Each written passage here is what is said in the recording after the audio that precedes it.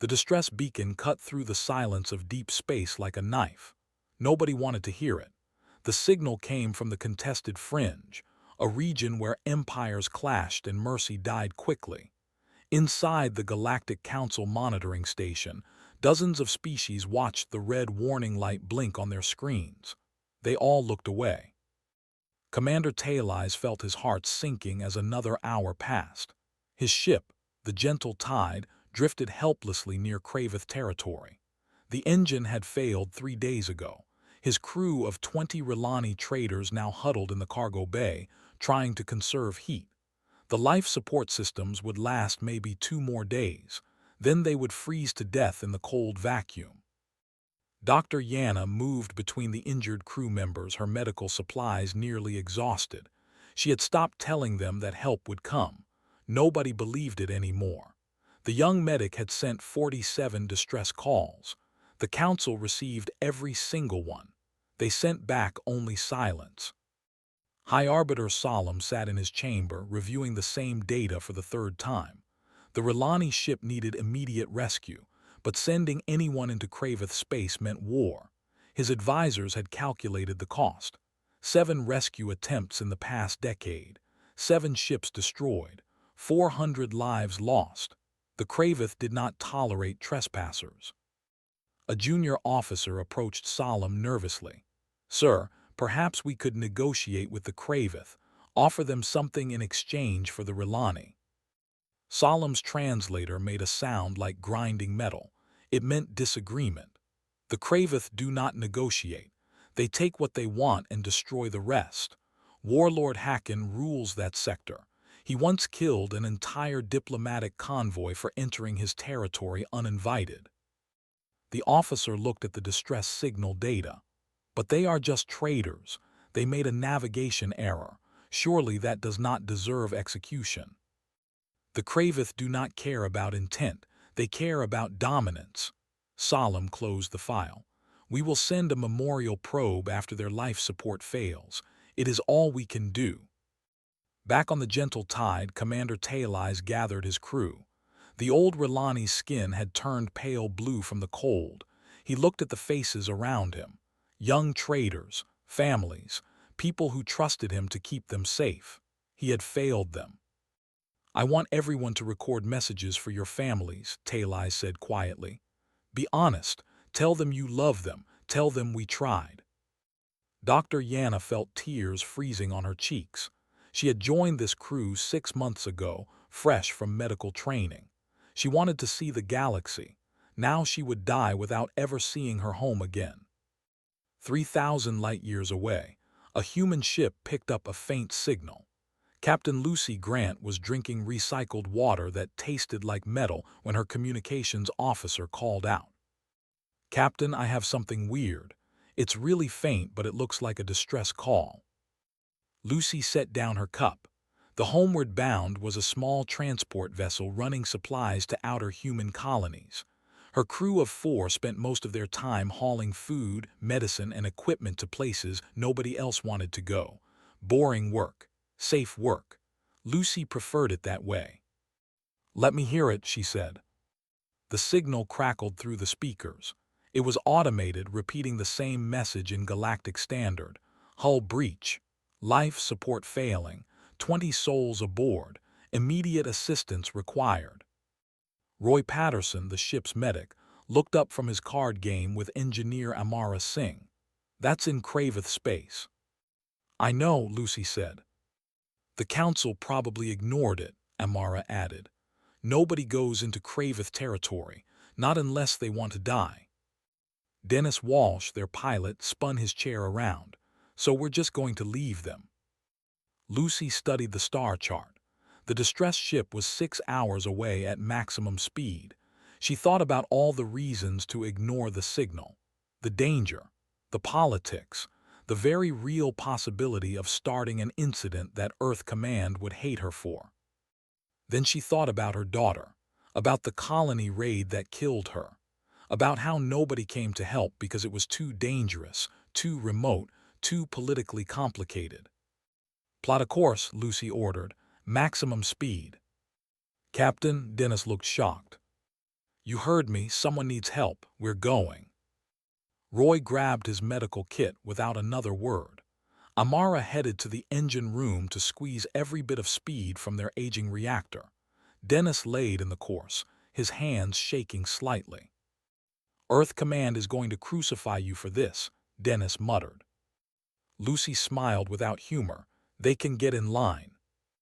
The homeward bound jumped to faster-than-light travel, leaving a brief flash of distorted space behind. The ship was small, unarmed, and completely unprepared for combat, but it was heading toward the distress call. At the Galactic Council station, an automated system detected the human ship's course change. A warning appeared on High Arbiter Solemn's screen. He read it 3 times, unable to believe what he saw. "They are going to the Rilani ship," he said aloud. "The humans are actually going." His advisors gathered around the display, murmuring in shock. One of them, a crystalline being named Quor, spoke carefully. "Should we warn them about the Kravith?" Solemn sent the warning immediately. It would take 4 hours to reach the human ship. By then, they would already be in Kravith space. "Fools," Quor said. "Brave, noble fools, they will die for strangers." Solemn watched the human ship's trajectory. Something in him stirred. Something he thought had died after decades of political compromise and calculated cowardice. It almost felt like hope. On the gentle tide, Commander Taylai's communications panel suddenly blinked. Incoming message. He stared at it, not daring to believe. His fingers trembled as he opened the transmission. "This is Captain Lucy Grant of the human vessel Homeward Bound. We received your distress call. Hold on. We are coming to get you." Taylai's played the message again. Then a 3rd time. Dr. Yana heard it and started crying for a different reason. The crew gathered around, listening to the words repeated in simple galactic standard. "They are coming," Taylai's whispered. "Someone is actually coming." In Kravith territory, Commander Vrock sat aboard his warship when sensors detected the approaching human vessel. He studied the data with predatory interest. A small transport ship, lightly armed, heading directly toward the Rilani wreck. Vrock's mouth stretched into something that might have been a smile. His species had evolved as apex hunters. They understood strength, territory, and dominance. This human ship represented none of those things. "Prepare intercept course," Vrock ordered. "Let us teach these newcomers about Kravith space." His crew activated weapons systems, their movements eager. They had not seen real combat in months. This would be entertaining if brief. The Homeward Bound raced through the darkness, unaware of what waited ahead. 6 hours of travel felt like days. Lucy watched the countdown timer, her fingers drumming against the armrest. Roy had prepared the medical bay for multiple casualties. Amara ran diagnostics on their docking clamps. Dennis triple-checked their approach vector. Everyone moved with quiet efficiency, the way people do when they know what comes next might hurt. The gentle tide appeared on their sensors like a dying star. The ship tumbled slowly, venting atmosphere from a jagged tear in its hull. Lucy could see scorch marks along the outer plating. Whatever hit them had been powerful. "Life signs?" Lucy asked. Roy scanned from his station. 20 confirmed. Vital signs are weak. They're cold, probably hypothermic. I'm reading significant malnutrition and dehydration. "How long do they have?" "Hours, maybe less." Roy's voice stayed steady, but his jaw clenched. "We need to move fast." Dennis brought them alongside the damaged ship with the precision of a surgeon. The docking clamps engaged with a metallic thud that echoed through their small vessel. Lucy grabbed her emergency suit. "Amara, you're with me. Dennis, keep the engines hot. Roy, prepare for incoming wounded." They cycled through the airlock into cold darkness. Emergency lights flickered inside the Rilani ship, casting strange shadows. The temperature hit Lucy immediately, well below freezing. Her suit's heater kicked in automatically. The first Rilani they found was huddled against a wall, wrapped in reflective emergency blankets. The alien looked up with eyes that reflected the light like a cat's. Lucy had never seen a Rilani before. They stood roughly human height, covered in fine scales that shimmered blue and silver. This one's scales had dulled to almost gray. "We're here to help," Lucy said, her suit's translator converting the words to Galactic Standard. The Rilani just stared, too shocked to respond. They found Commander Taelize in what remained of the bridge. The old Rilani was recording a final message when Lucy and Amara entered. He stopped mid-sentence, his mouth opening slightly. "You came," Taelize said. "You actually came." "Of course we came," Lucy replied. "You called for help. But this is Kraveth space. You will start a war." Lucy helped him stand. The Rilani weighed almost nothing in her arms. "Then we'll deal with that. Right now, we're getting you out of here." Dr. Yana appeared from the cargo bay, supporting two injured crew members. She saw Lucy and Amara and something broke inside her. The young medic had been holding herself together through sheer willpower. Now she sobbed, the sound raw and painful. Roy met them at the airlock with a medical team of one himself. He moved like a machine, triaging patients with quick efficiency. Critical cases first. Stabilize and move. No wasted motion. Lucy watched him work and remembered he had served as a combat medic before joining civilian service. "Broken ribs here, possible internal bleeding," Roy called out. "This one has severe frostbite on the extremities. Get them warm slowly, not fast." The evacuation took 40 minutes. Every Rilani crossed into the homeward bound. Lucy counted them personally. 20 souls, all accounted for. She was sealing the airlock when Dennis's voice crackled through her helmet. "Captain, we have company. 3 Kraveth warships just dropped out of FTL. They're hailing us." Lucy's heart sank, but her voice stayed calm. "Put them through." She returned to the bridge, still wearing her suit. The main screen showed a Kraveth commander. The alien stood nearly 8 feet tall, covered in armored plates that looked like they could stop bullets. His eyes glowed amber, and when he spoke, Lucy saw teeth designed for tearing meat. "Human vessel, you are in violation of Kraveth territorial law. You will surrender the Rilani immediately." Lucy planted her feet. These people needed medical attention. We're leaving peacefully with them. Commander Vrock tilted his head, studying her like a predator studies prey. "The Rilani entered Kraveth space without authorization. They must face execution. This is our law. They made a navigation error. Their ship failed. Intent is irrelevant. Law is law." Lucy felt anger rising in her chest but forced it down. "We're taking them to safety. You can file a protest with the Galactic Council." Vrock made a sound that the translator rendered as laughter. "You do not understand, human. This is not negotiable. Surrender them, or we will destroy your ship and take them from the wreckage." Behind Lucy, Commander Taelize stepped onto the bridge. The old Rilani's scales had regained some color from the warmth. He moved to stand beside Lucy. "Please," Taelize said directly to Vrock. "We meant no disrespect. We will accept any punishment. Just let the humans go. They only tried to help." Vrock's expression did not change. "The humans made their choice when they entered our space. They share your fate now." Lucy looked at her crew. Roy had just finished treating the last Rilani patient. Amara stood by the engineering console, her hand near the weapons controls even though they had almost nothing to fight with. Dennis gripped his pilot controls, ready to move on her order. She thought about surrendering, about saving her crew by handing over 20 innocent people to execution. The smart play, the safe play, the play that would let her sleep at night never again. "How long until Earth reinforcements arrive?" Lucy asked Dennis quietly. 5 days at best speed." "And how long can we survive against 3 warships?"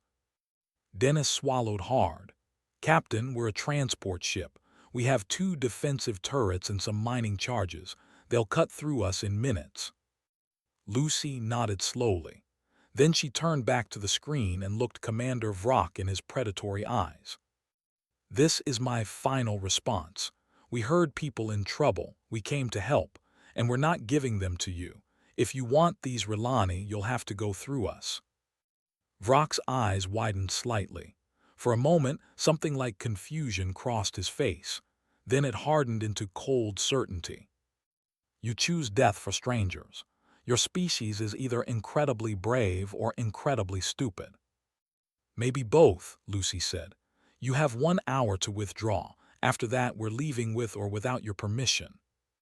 She cut the transmission before Vrock could respond. The bridge fell silent. Dr. Yana stared at Lucy with an expression somewhere between horror and awe. Commander Taylor's looked like he might cry again.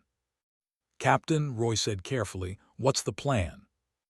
Lucy pulled up star charts of the surrounding space. Asteroids, debris fields, the wreck of the gentle tide. Her mind raced through possibilities, tactics, anything that might keep them alive long enough for help to arrive. "We make them work for it," she said. "We use everything we have. The environment surprised their expectations. We fight dirty." Amara smiled grimly, "Just like home." "Just like home," Lucy agreed. 58 minutes later, Lucy finished rigging the gentle tide with every explosive device the homeward bound carried. Mining charges designed for breaking asteroids now lined the Rilani ship's cargo bay. Amara had wired them to detonate on remote signal, turning the wreck into a massive fragmentation bomb. "This feels wrong," Amara said, floating in zero gravity beside Lucy, "using their ship as a weapon." Commander Taylor's approved it. He said if his ship is going to die, at least it can save his crew. Lucy secured the last charge. "How's the remote signal?" "Strong. I can trigger it from up to 50,000 kilometers." Amara checked her scanner. "The Kravith warships are moving into position. Looks like they're forming a blockade pattern." Lucy and Amara returned to the homeward bound. Dennis had already positioned them near a dense asteroid cluster. The space rocks ranged from the size of cars to small moons, tumbling through the void in chaotic patterns that made navigation a nightmare. Roy had strapped the Rilani into crash seats in the cargo hold. They looked terrified. Commander Taylor sat with Dr. Yana, holding her hand like a father comforting his daughter. The old Rilani met Lucy's eyes as she passed. "I have lived 70 cycles," Taylor said softly. "I have seen much, but I have never seen anyone do what you are doing. Why risk everything for us?" Lucy paused at the doorway. "Because someone should have come for my daughter. Nobody did. I won't let that happen to anyone else." She left before Taylor could respond. On the bridge, Dennis had pulled up tactical displays showing the Kravith formation. 3 warships in a triangle pattern, each 1/4 times the size of the homeward bound. Weapon batteries lined their hulls. Shields glowed faintly in the darkness. "Time's up," Roy announced. "What do we do?" "We get their attention." Lucy opened a channel to the gentle tide's computer core. "Amara, activate the Rilani ship's emergency beacon. Make it scream." The distress signal blared across every frequency, loud enough to be heard throughout the sector. On his warship, Commander Vrock's audio receptors flattened against his skull. "Silence that signal," Vrock ordered. One of his gunners targeted the gentle tide. "Now," Lucy said. Amara triggered the mining charges. The gentle tide exploded in a sphere of superheated metal and debris. Thousands of fragments spread outward at lethal velocity. The nearest Kravith warship's shields absorbed most of the blast, but several large pieces punched through, tearing into the hull plating. "Damage to the Hunter's Pride," a Kravith officer reported. "Shield generators offline. Hull breaches on decks 4 and 5. Vrock snarled. The human ship had drawn first blood using a trap. Clever, dishonorable, exactly what prey does when cornered by a predator. "All ships weapons free, destroy them." The homeward bound dove into the asteroid field with Dennis flying like his life depended on it, because it absolutely did. Energy bolts lit up space around them. One shot clipped their rear shield, making the entire ship shudder. "Shields at 70%, Amara called out. "Another hit like that and we're in trouble." Dennis pulled them behind a tumbling asteroid the size of a football field. Kravith weapons fire shattered the rock into smaller pieces. He used the debris as cover, weaving between fragments in patterns that should have been impossible. "How are you doing that?" Roy asked, gripping his seat. "I grew up racing shuttles through the asteroid belt near Mars," Dennis said through gritted teeth. "This is basically Tuesday." A Kravith warship appeared above them, its weapons charged with an ominous hum. Lucy acted on instinct. "Roy's starboard turret, target their sensor array." Roy's hands flew across the weapon's console. He had learned to shoot hunting deer in the forests of Earth. The principles were the same: breathe, aim, lead the target, squeeze. The defensive turret fired. A precise shot struck the Kravith ship's primary sensor cluster. The warship went briefly dark, its targeting systems confused. "Direct hit," Roy said, surprised at himself. "Again," Lucy ordered, "keep them blind." They danced through the asteroids for what felt like hours but was only minutes. The Kravith warships followed, their superior firepower struggling to find targets in the chaos.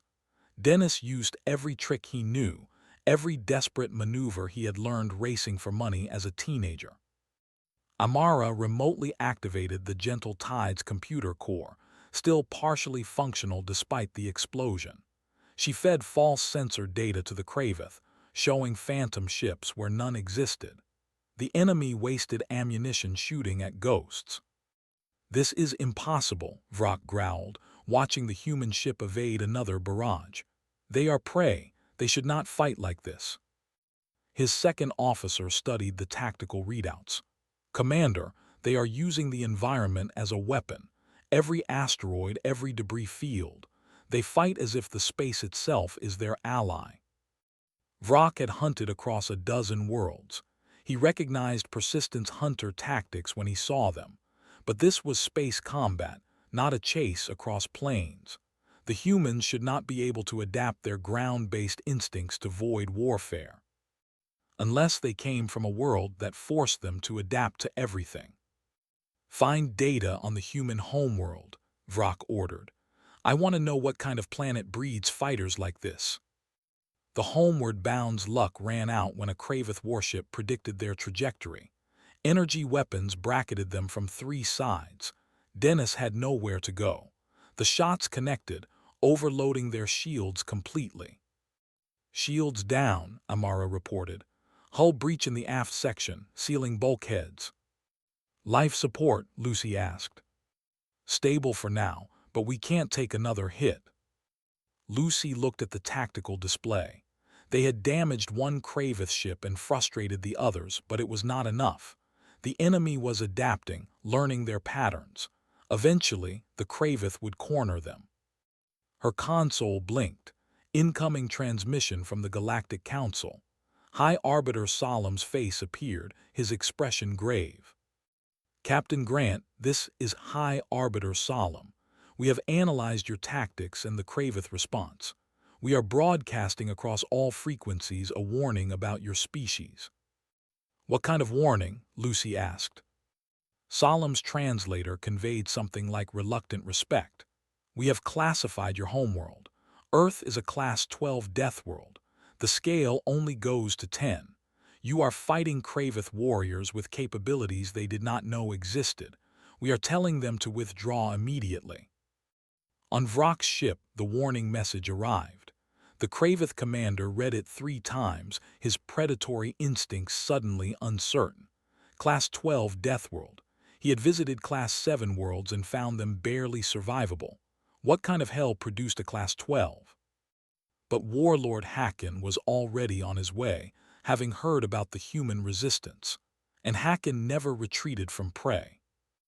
Lucy saw new contacts appear on sensors. More Kravith ships. 9 of them, led by a massive dreadnought that made the other warships look like children's toys. "That's not good," Dennis said quietly. Lucy contacted Earth Fleet Command. The response came back immediately. Help was coming. Hold for 72 hours. 3 days. They needed to survive 3 days against 10 Kraveth warships. "All right," Lucy said to her crew. "New plan. We run, we hide, we make them chase us. We stay alive until reinforcements arrive." Roy checked his weapons. "And if they board us?" Lucy's expression hardened. "Then we show them what Deathworlders do when someone threatens our family." Commander Talais heard those words from the cargo hold. Family. The humans called them family. He closed his eyes and prayed to gods he barely believed in anymore that these strange, fierce beings might actually survive. Day 1 of running turned into Day 2. The homeward bound limped through space, pursued by Kraveth warships that refused to give up. Lucy's crew worked in shifts, sleeping in 2-hour blocks while the others maintained their desperate flight. Dennis had pushed their engines beyond safe limits. Amara kept patching systems that should have failed hours ago. Roy treated injuries from constant impacts and near misses. Lucy coordinated it all, running on stimulants and pure stubbornness. The Rilani helped where they could. Dr. Yana assisted Roy in the medical bay, her gentle hands surprisingly skilled at treating human injuries. Commander Talais monitored communications, listening for any sign of Earth reinforcements. Several younger Rilani crew members learned basic engineering from Amara, following her instructions with desperate concentration. They were becoming a crew, mixed species, thrown together by crisis. It should not have worked, but somehow it did. Warlord Hacken studied the tactical reports with growing frustration. His dreadnought could catch the human ship easily, but the clever prey kept using stellar phenomena as cover. Nebula clouds that scattered sensors, radiation zones that masked their heat signature, magnetic fields that disrupted targeting systems. "They know this region better than we do," Hacken's tactical officer observed. "They have mapped every hiding spot." "Impossible. Humans only arrived in this sector 2 cycles ago." "Then they learn very fast, Warlord." Hacken's claws scraped against his command throne. The Kraveth had ruled through strength for 10,000 cycles. They were apex predators, evolved on a harsh world where only the strong survived. Yet these humans kept escaping, kept fighting, kept defying every prediction. "Force them into the shattered belt," Hacken ordered. "Drive them into the debris field. They cannot hide there." The Kraveth fleet moved to execute the plan, herding the homeward bound toward a region of space filled with the wreckage of ancient battles. Destroyed ships from 1,000 different civilizations drifted in the void, their hulls torn and broken. Dennis saw the trap too late. "Captain, they're boxing us in. We either go into the debris field or fight in open space." Lucy chose the debris. At least there she could use cover. The homeward bound dove into the maze of dead ships. What followed was a running battle through a graveyard. Kraveth warships pursued them between the hulks of long-dead vessels. Energy fire lit up ancient hull plating, sending cascades of sparks and metal fragments spinning through the void.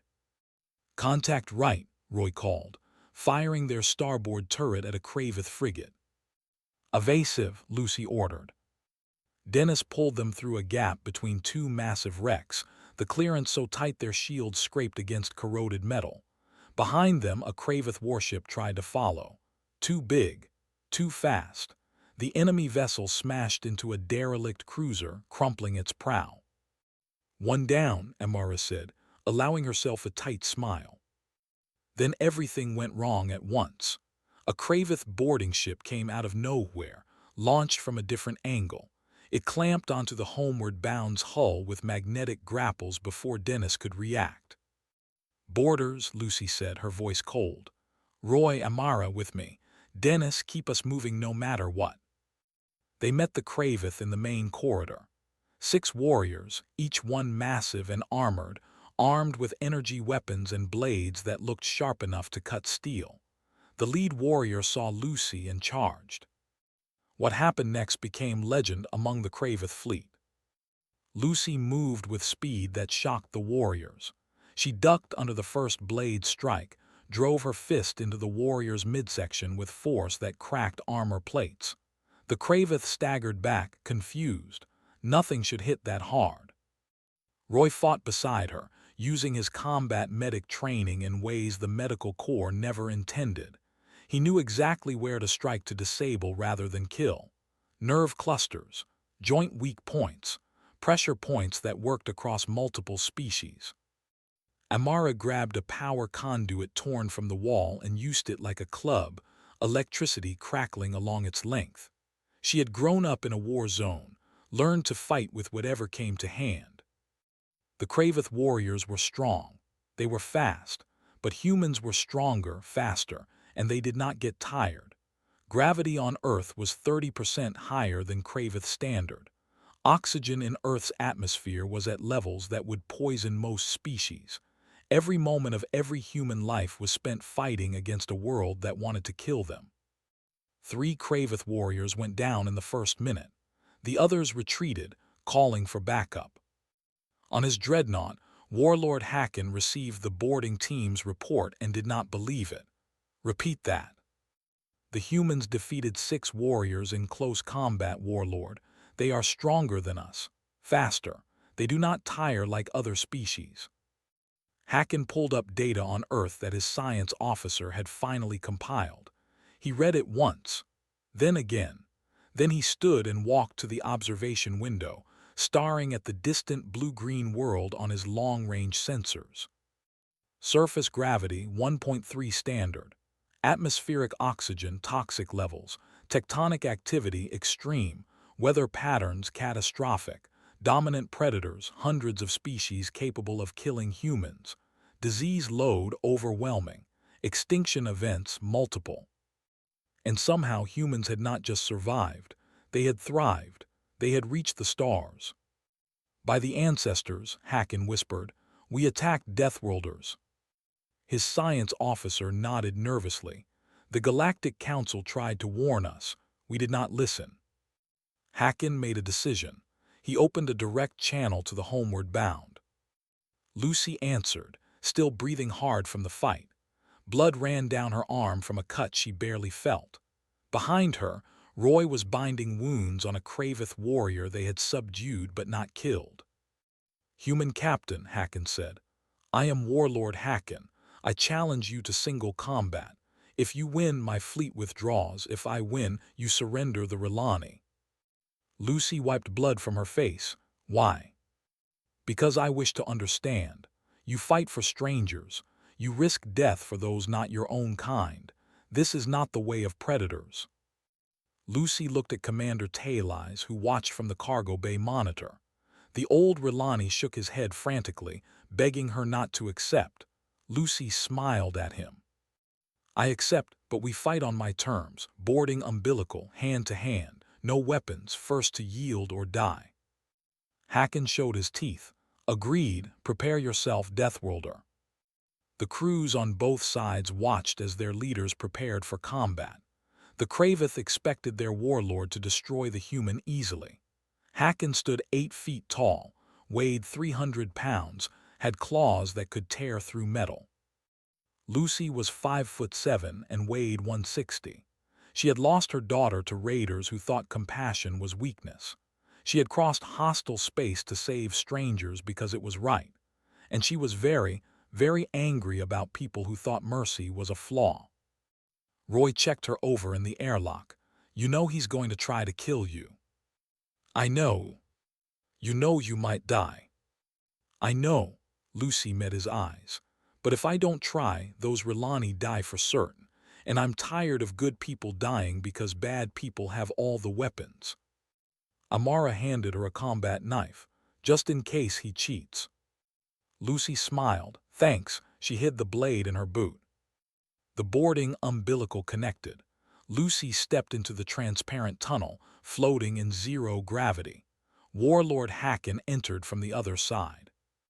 They drifted toward each other, 2 apex predators from different worlds, meeting in the void between stars. The fight began the moment they were close enough to reach each other. Hacken struck first, his massive clawed hand sweeping toward Lucy's head in an arc that would have decapitated most beings. Lucy twisted in zero gravity, using the wall to push off and redirect her momentum. She came at him low, driving her shoulder into his midsection. On a normal world, the impact would have winded him. In zero gravity, it sent them both spinning. Hacken grabbed her arm with crushing force. Lucy felt bones grind together but did not cry out.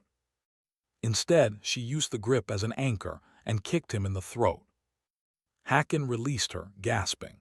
Humans kicked harder than anything he had ever fought. His species had evolved to hunt in packs, to use coordination and strength. Lucy had evolved on a world where every day was a battle just to stay alive. They grappled in the corridor, a violent dance in microgravity. Hacken's claws raked across Lucy's suit, tearing the fabric but missing flesh. Lucy struck pressure points she had learned fighting in colony bars and security work, nerve clusters that made Hacken's arm go temporarily numb. On the homeward bound, the crew watched on monitors. Dr. Yana covered her eyes, unable to watch. Commander Taileyes gripped the edge of his seat, his ancient hearts pounding. Roy kept his hand near the airlock controls, ready to intervene if Hacken broke the rules. Aboard the Kraveth dreadnought, warriors who had fought across 100 battles watched their warlord struggle against a being half his size. It should have been impossible. Hacken had killed opponents twice her mass. But Lucy fought like the planet that raised her, relentless, adaptable, refusing to quit. Hacken managed to pin her against the corridor wall, his forearm across her throat, cutting off air. Lucy's vision started to narrow, darkness creeping in at the edges. She had seconds before unconsciousness. She drove her knee into Hacken's side, into the gap between armor plates. Once, twice, 3 times. The warlord's grip loosened just enough.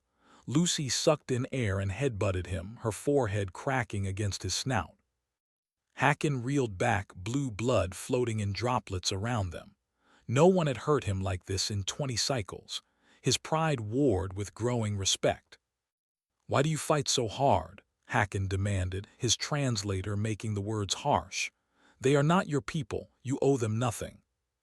Lucy floated across from him, breathing hard, blood running from a cut above her eye. "I heard someone calling for help.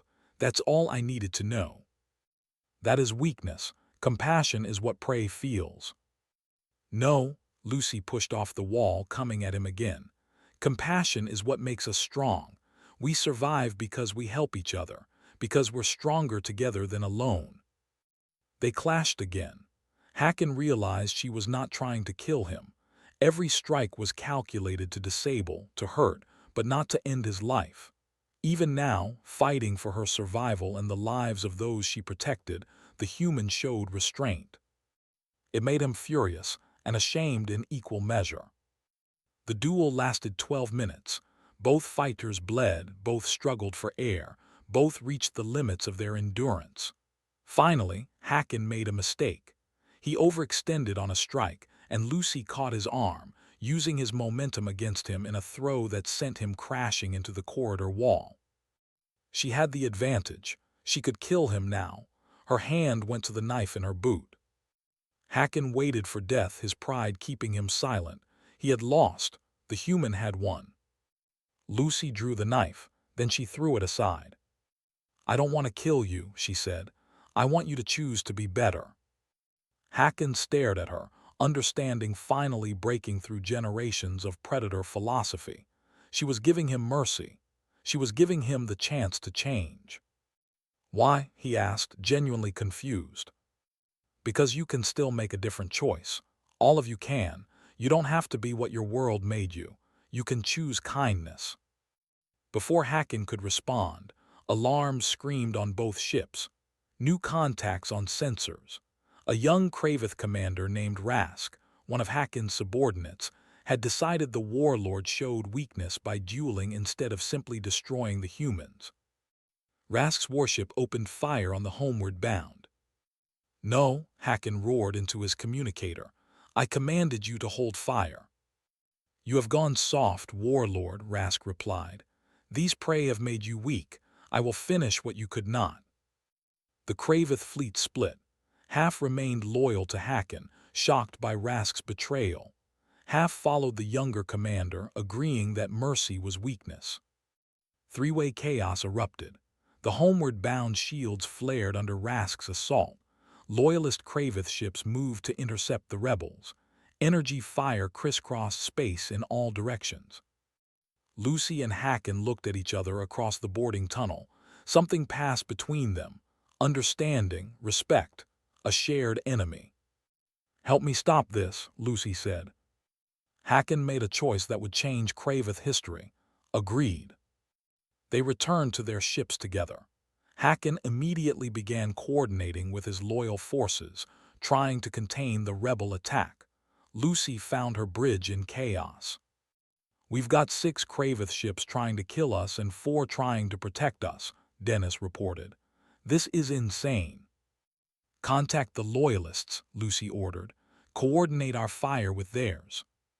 What followed was the strangest battle in recorded history. Humans and Kraveth fighting side by side. Roy targeted rebel ships that threatened Hacken's flagship. Kraveth warriors boarded rebel vessels to disable their weapons. Dr. Yana found herself treating wounded Kraveth soldiers, her Rilani medical training adapting on the fly.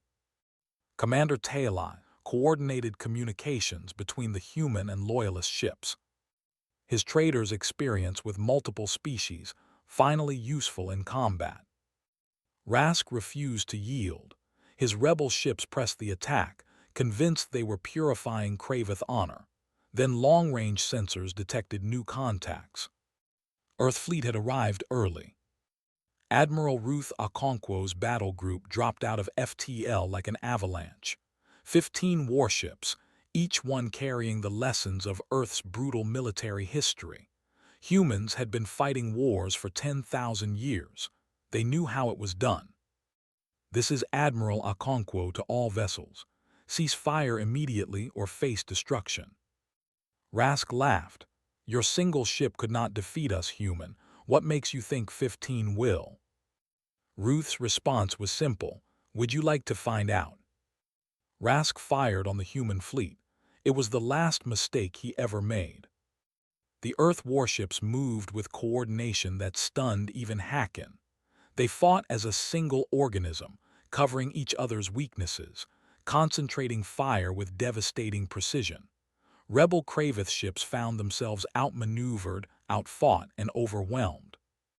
In 6 minutes, the rebel fleet was destroyed or disabled.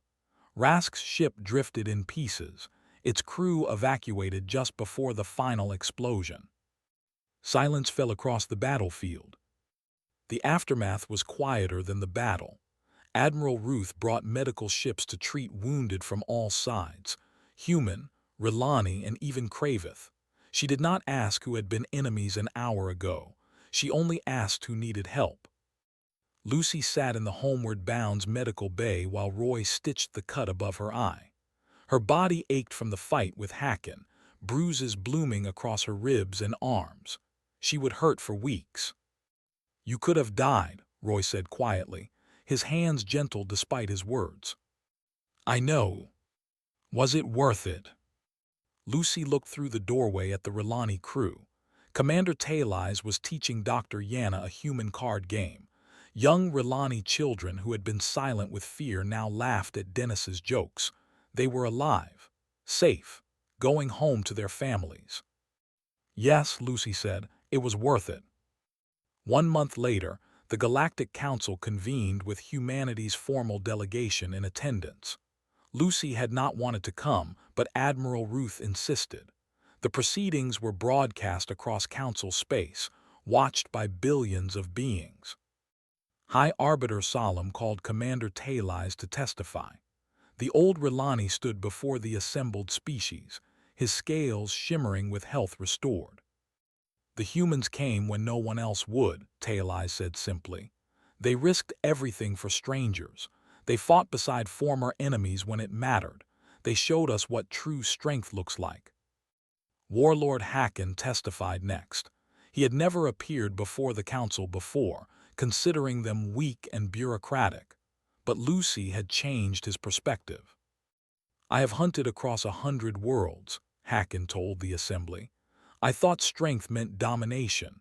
The humans taught me that mercy is not weakness. It is the hardest kind of strength. The council debated for hours. Some species feared human intervention would destabilize galactic politics. Others argued humans had demonstrated something the council had forgotten, the willingness to act when action was needed. Finally, Lucy was called to speak. She stood at the podium in her transport captain's uniform, looking uncomfortable under the attention of thousands of diplomats. I am not good at speeches, Lucy began. I run a supply ship. I deliver food and medicine to colonies nobody else cares about.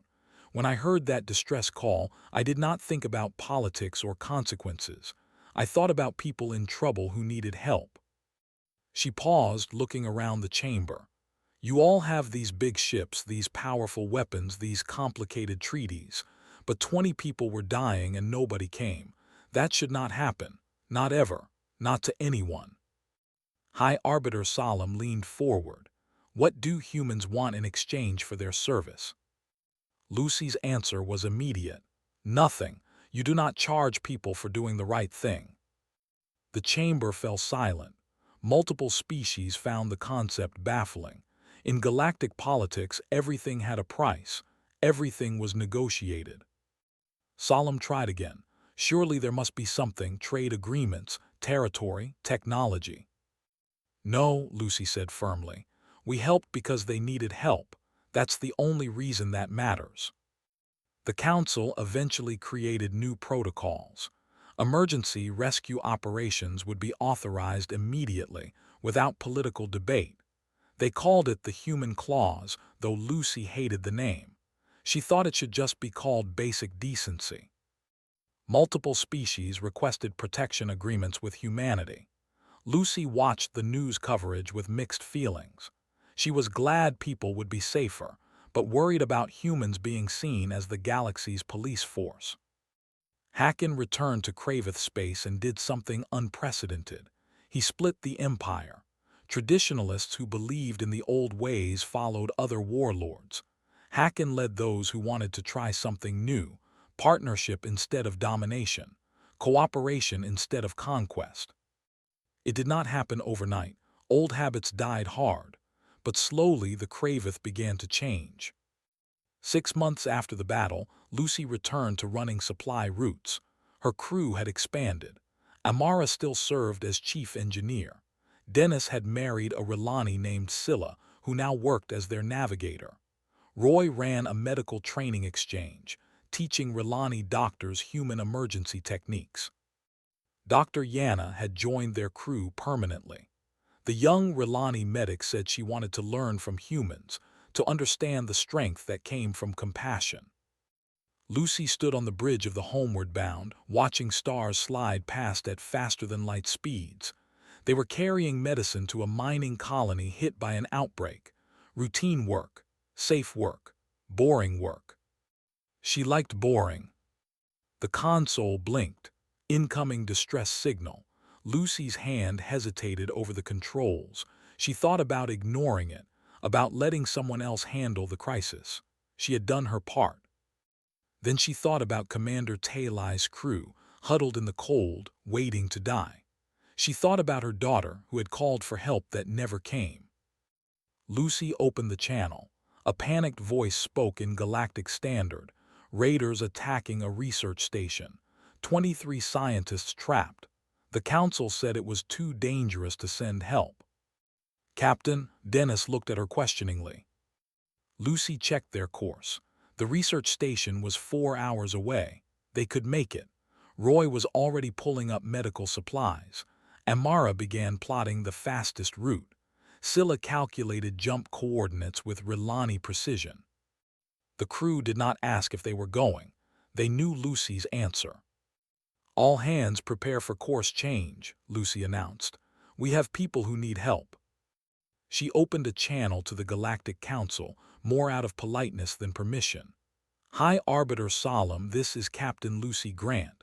We are responding to a distress call. You can send your thoughts and prayers or you can send backup. Either way, we're going." Solemn's response came back almost immediately. "May the stars light your path, Captain. We will send support ships." Across human space, other captains heard the call. Other crews changed course. It became a pattern. Distress signals that the Council declared too dangerous, humans responded to anyway. The galaxy began to change. Slowly at first, then faster. Other species watched humans rush toward danger to help strangers and felt ashamed of their own caution. Young beings from a dozen civilizations joined human ships, wanting to learn that fierce protectiveness. The Kravith called humans Deathworlders, a term of respect now instead of warning. The Council called them a destabilizing force. Lucy called it being decent. 1 year after rescuing the Rilani crew, Lucy received a package at her next port. Inside was a medal from the Galactic Council, highest civilian honor. She set it aside without ceremony. The package also contained a letter from Commander Taylais. He had retired from trading and now taught young Rilani about other species. His lessons focused on one central truth, that compassion was not weakness, and strength without mercy was just cruelty. Lucy kept that letter. Late one night, as the homeward bound traveled through the quiet dark, Roy found Lucy sitting alone in the observation deck. She was looking at Earth, visible in the distance through the viewport. "You could go home," Roy said. "They would make you an admiral or something, parades, speeches, the whole ceremony." Lucy smiled. "I am home right here with this crew, helping people. You know more distress calls will come." "I know. And you'll answer them. Every single one." Roy sat beside her. They watched Earth turn slowly. That blue-green marble that had produced beings crazy enough to cross hostile space for strangers. That had forged humans in fire and pressure, and somehow created a species that responded to suffering with kindness instead of fear. "We're going to change the galaxy," Roy said.